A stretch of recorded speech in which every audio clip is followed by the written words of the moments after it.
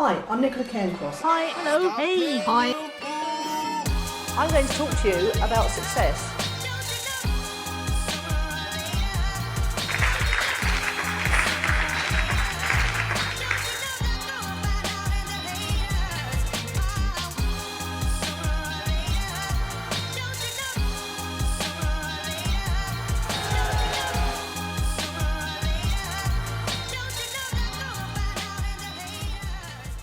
Yes.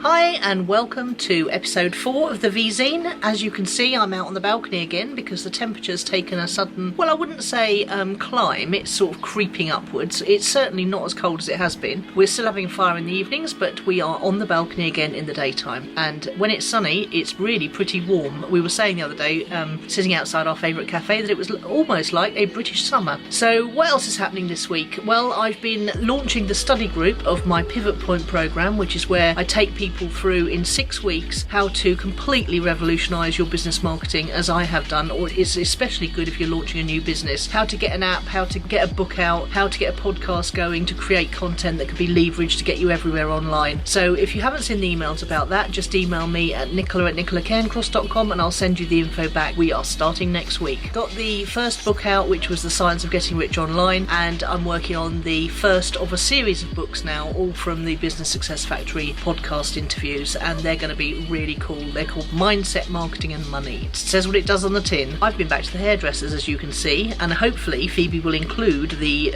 speeded up version of me going from a bedraggled wet mess, which is what I was when I arrived there, to the sleek blob you see today. I had to get through a herd of goats to get to the hairdressers, which was a bit freaky, but I'm getting braver and braver as days go by. So on a final note, it's nearly coming up to a year that Steve died, and it's been, an up and down week emotionally, but I have to just keep reminding myself that I was lucky he was in my life in the first place. He taught me a lot about myself. The kids were certainly lucky he was in their lives, and we need to just celebrate. So if you knew Steve, then you'll know what a great bloke he was and how much he loved his golf and how much he loved to party while playing golf, and all his mates have organised a golf tournament. So if you knew Steve, just drop me an email and you fancy going along to the golf tournament. I won't be there because I'm not back from Greece in time, but I know that anyone who knew Steve would be welcome. So give me a shout and I'll put you in the loop.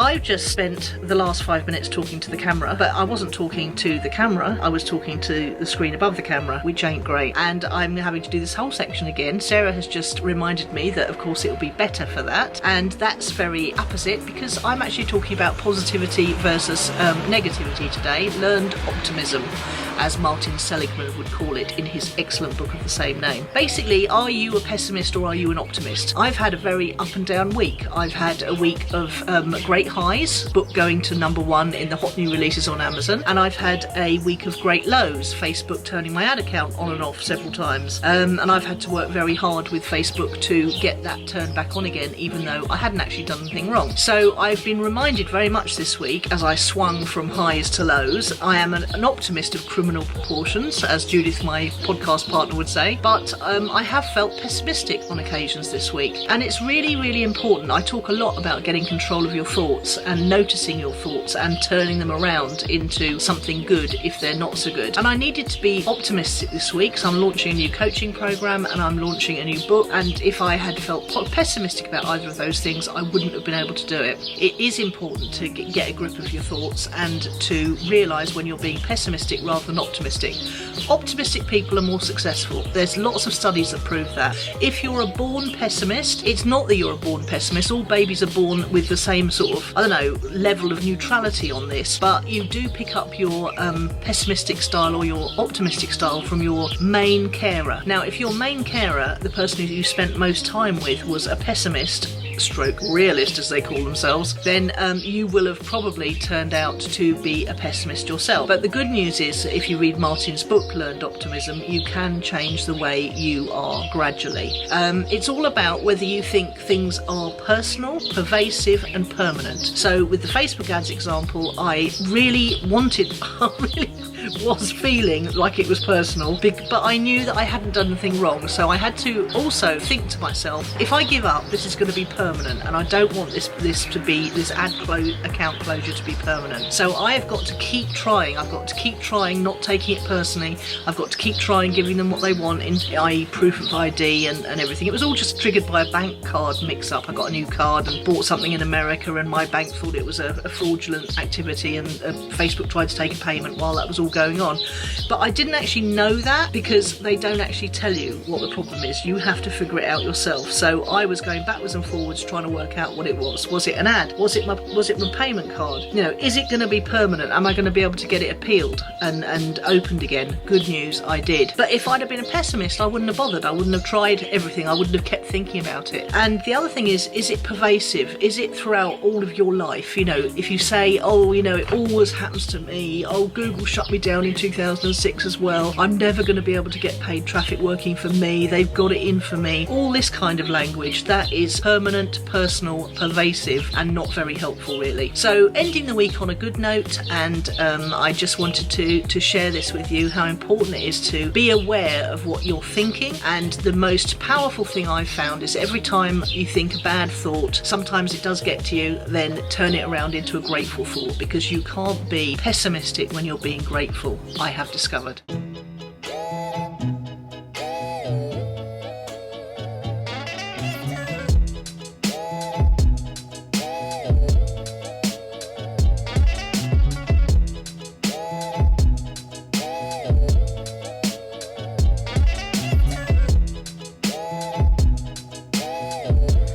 And finally, on the blog this week, we've got an updated version of my top business books of all time post. I've been adding to it. We're up to 35 books now, started with 10, and that's pretty cool. We've also got a update on my book, The Science of Getting Rich Online, which got to #1 in the hot new releases section of the home business, small business working at home section. And I've been working this week on my new book, which is going to be called Mindset, Marketing and Money. And it's basically the wisdom of all the entrepreneurs I interviewed for the Business Success Factory podcast, and I've had it all transcribed and I'm picking out the best ones to go with. So the first book will have Rich Sheffrin, Dan Norris, Jenny Hott, Margaret Kim and James Ramko, among others, in there. So that's really cool, really excited about that. And on the podcast this week, we've been talking all about simplifying, and I've chosen a rather nice picture of snowdrops because it symbolises new starts, new spring, new growth coming through the winter. It's all about how to simplify either your business proposition or your price point to open up new markets. Not just about being the cheapest, it's about opening up new markets by discounting dramatically, or it's about opening up new markets by making your product or service much nicer or easier to use, or certainly more beautiful. So go and check that one out. That's episode 116, and the episode before that was all about how to find the perfect VA. That was episode 115.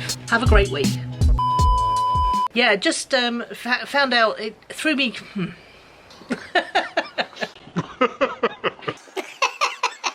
Those goats freak me out.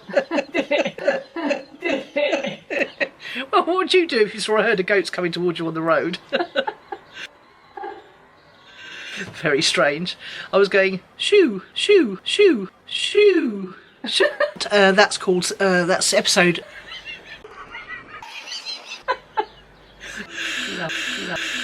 Love it. Oh dear.